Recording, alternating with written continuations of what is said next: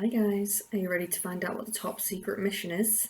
So welcome to chapter 14 of The Boy at the Back of the Class. It is called The Three Plans. In the movies, people who go on top secret mission always have lots of fun gadgets and maps and ropes and sometimes even wear a cool hat. When you're 9 3/4 though, and have to go to school every day, rescue missions are a lot harder. Especially when you don't know where the people you want to rescue are, and you have to hide everything you're doing from the person you're going on the mission for. But even though we didn't have any gadgets or ropes or hats, we spent every break time and lunchtime and home time trying to think up new ideas that might help Ahmet find his family quickly. By Thursday morning, Tom and Josie and Michael had each come up with a plan, but I hadn't been able to think up anything. "Don't worry," said Josie. "You can help us see if our ones will work." I tried to smile, but it didn't make me feel any better. On the way to school, we went through all the plans. Tom went first. He said we should write to the Prime Minister to tell her to keep the gates open until Ahmet found his family. He had even gotten the address of the Prime Minister's house from his dad and written out the letter. This is what it said. "Dear Prime Minister, we heard from some people on the bus that the government was going to lock the gate so that no more refugees could come in. But our friend Ahmet is a refugee boy. You might have heard about him because he's famous for beating up Brendan the bully, and he doesn't know where his mum and dad are and needs to find them. Please, Prime Minister, can you please keep the gates open so that he can find them and so that he can be happy again? Thank you." I thought it was a good idea, and so did Josie, but Michael said it wouldn't work because the Prime Minister was in charge of the government and had probably been the one who told the security guards to lock the gates and sent them her special keys, so we couldn't ask her for any help at all. Then Josie talked about her plan, which was called the Special Appeal. She said we should ring a newspaper and tell them all about it, because her mum and dad were always complaining about how many special appeals there were for charities in their newspapers.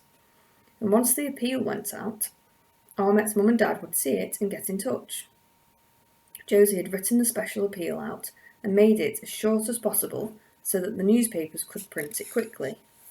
This is what it said. "Please everyone, a boy called Ahmet, who is in Nelson School, ran away from Syria because of bombs and lost his mum and dad.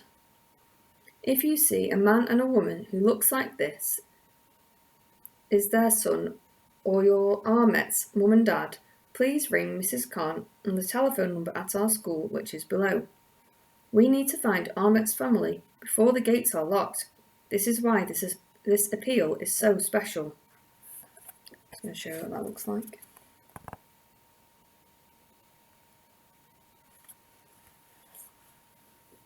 We all liked the special appeal plan, but then Tom said that even if we did put the appeal in a newspaper, the newspaper would only be sold in England, and Ahmet's mum and dad and anyone who might have seen them would never see it.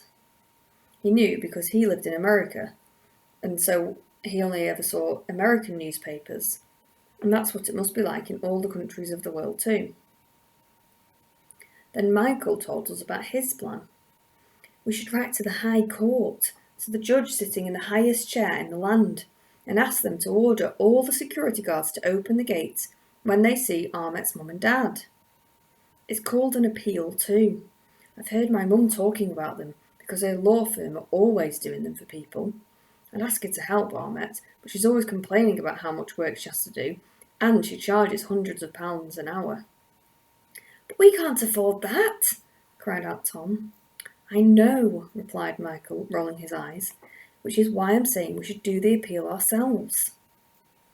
"Is it an appeal like my newspaper one?" asked Josie. "Sort of, except it's for a judge. All we need is to find out who the highest judge in the land is and write to them," replied Michael. "We could even send them your appeal," he said, giving Josie a nudge on the arm. "We'd only need to change it a little bit. Mum's always saying that judges have nothing better to do than read appeals all the time." We were all excited about this idea the most, and as no one could think of anything that might be wrong with it, we decided to go to the school library at home time to find out the name of the highest judge in the land. So when the last bell rang, we told Ahmet we had to get home quickly so he wouldn't follow us and headed straight there. Our school library isn't as big as the one Mum works in, but it has larger windows and lots more sunlight, which means you can see all the books better. Mrs. Finicky is our librarian. She always wears bright coloured clothes and bright red lipstick, and you don't ever have to look for her because she's always standing behind the library counter. I like Mrs. Finicky because she always gets excited when you ask her anything. She tells people off for not looking after their books properly, just like Mum. She has a large sign on the counter that says, "Books are like people. Look past their covers and they'll take you on a great adventure." I like it because it's fun to imagine people as books and guess about what kind of adventure they might take you on. When we got to the library counter, we all looked up at Mrs. Finicky. She was wearing a sky blue top and a sky blue skirt, and Mrs. Finicky smiled and looked down at all of us and said, "Hello, and how can I help you all today?" Tom and Josie and me all looked over at Michael and waited, so he asked, "Miss, do you know where we can find out who the highest judge in the land is? We need to find out for homework." "Really?" said Mrs. Finicky, frowning. We all nodded. Mrs. Finicky scratched her chin. "I think we'll have to look online for that," she said, and she started typing into her computer. We nodded and waited excitedly for an answer, as Mrs. Finicky narrowed her eyes and looked at the screen. After a few seconds, she said, "Here we go. Right. Was it the name of the Lord Chief Justice you were after, or the High Court Judge for the Family Division?" We all looked at each other, and then Michael said, "Family Division, please." Mrs. Finicky wrote the name out on a piece of paper. When she gave it to Michael, we all looked over his shoulder and read, "H.C. Family Division, Dame Leslie Williamson." "Anything else?" asked Mrs. Finicky. Josie said, "Does it have her address there, miss?" Mrs. Finicky frowned again. "Her address?" she asked. "You have to send her a letter as part of your homework?" We all nodded. "So that it gets to her by tomorrow," I added. "It's the High Court of Justice you'll need to write to," said Mrs. Finicky, narrowing her eyes at the computer screen again as she copied it down. "But even if you post it today, and it gets to her office tomorrow or on Saturday, remember that the courts are closed over the weekend, and it won't be the judge who gets your envelope. She'll have a secretary to open her mail for her." She handed the slip of paper with the address to Josie. "Anything else?" She looked at our downcast faces. "I'm sure she'll read your letter eventually," she added gently. "It might just take a while." We left and gathered in the hallway outside. "What are we going to do now?" asked Josie. Her face was all pink, which is what happens when she's really upset. "Even if we send the judge that appeal right away, the gates will be shut before she even gets it.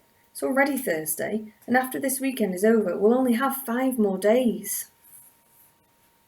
We all looked at Michael, who shrugged and looked at the floor.